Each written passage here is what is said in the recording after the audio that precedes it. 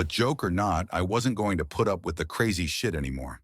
That's what I kept telling myself as I paced in my bathroom, stopping to listen at the door every few minutes. Suddenly I heard a muffled sound, and I pressed my ear against the bathroom door, straining to listen. I couldn't hear anything, but I envisioned Lynn standing on the other side of the door, giggling at her joke. I felt a surge of anger. I was beyond pissed at being made to feel scared in my own house, and made to hide in the bathroom for an hour. All for what? Some joke? If it was a joke, it was an awful one. What the fuck, Lynn? I snapped. This shit is getting really fucking annoying.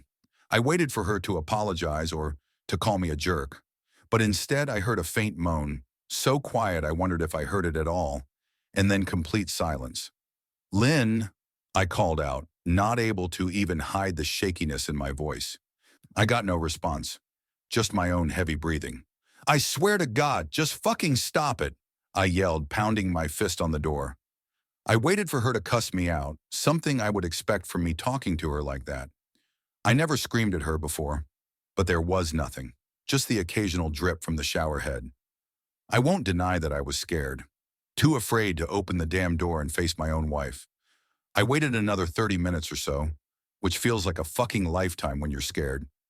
Finally, I decided I wasn't going to spend the night hiding in my bathroom, so I got down on my knees and peered under the door.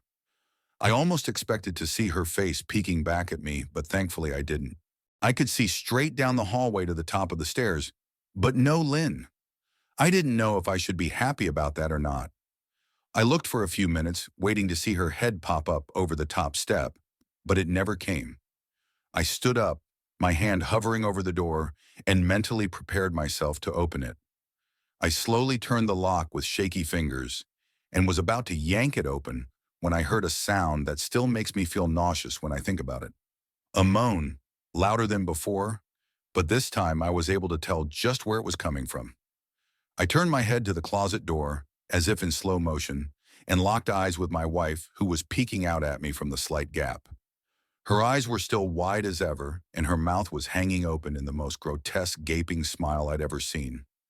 I didn't even scream. I was too scared for even that. Her hands were clasped to her chest, body trembling with sheer delight, as if she could barely contain her excitement.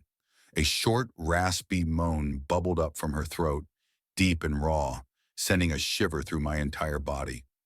Somehow I found the ability to pull the bathroom door open and ran as fast as I could all the way down the steps, snagging my keys and phone from the table in the living room before running outside to my car.